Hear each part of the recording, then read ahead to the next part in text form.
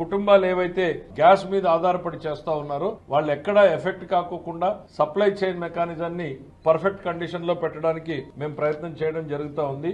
ఎందుకు అనంటే ఒక్కసారిగా ఇవాళ పానిక్ రియాక్షన్ మనకు కనపడతా ఉంది. ఆ ఆందోళనతో వస్తుందో రాదో అనే ఆందోళనతో నార్మల్ గా 1 लाख ఉండాల్సిన దగ్గర ఇప్పుడే ఆల్రెడీ 70%, 80% ఎక్స్ట్రా బుక్ చేస్తున్నారు. ఎవరు బుక్ చేసినా కూడా చాలా రెస్ట్రిక్షన్స్ మన గవర్నమెంట్ ఆఫ్ ఇండియా ఇచ్చింది. అర్బన్ ఏరియాస్ లో 25 రోజులు, రూరల్ ఏరియాస్ లో 32 డేస్, 45 రోజులు రూరల్ ఏరియాస్ లో సార్. డబల్ సిలిండర్ అయి ఉంటే సార్ అప్పుడు 32 రోజులు. సో రిపిటేషన్ ఏంటంటే ఇది గవర్నమెంట్ ఆఫ్ ఇండియా మనకు గైడ్ లైన్స్ పెట్టింది. దాని ప్రకారం సప్లైని మనం రెగ్యులేట్ చేస్తా ఉన్నాం.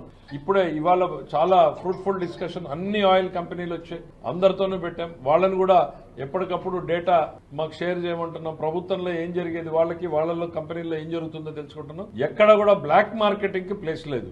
ఏ గ్యాస్ డీలర్ అయినా బ్లాక్ మార్కెటింగ్ కో దేనికైనా పాల్పడుతున్నాడు అనంటే మీరు ఇమీడియట్ గా ప్రభుత్వం దృష్టికి తీసుకురండి. గవర్నమెంట్ కూడా క్షేత్రస్థాయి వరకు చెప్తున్నాం, కంపెనీకి చెప్పాం, సీరియస్ యాక్షన్ ఉంటుంది. ఈ ప్రజలకు వచ్చినటువంటి విపత్కర సందర్భాలని ఎవరైనా ఒకరిద్దరు ప్రాఫిటబిలిటీ కోసం ట్రై చేస్తే మాత్రం అటు కంపెనీ సైడ్ నుంచి ఉంటది, ఇటు గవర్నమెంట్ సైడ్ నుంచి కూడా చాలా స్ట్రిక్ట్ రియాక్షన్ ఉంటది అనేటువంటిది వాళ్ళందరికీ కూడా చెప్పదలుచుకున్నాం. గౌరవ ముఖ్యమంత్రి గారు చాలా స్పష్టమైన ఆదేశాలు ఇచ్చారు.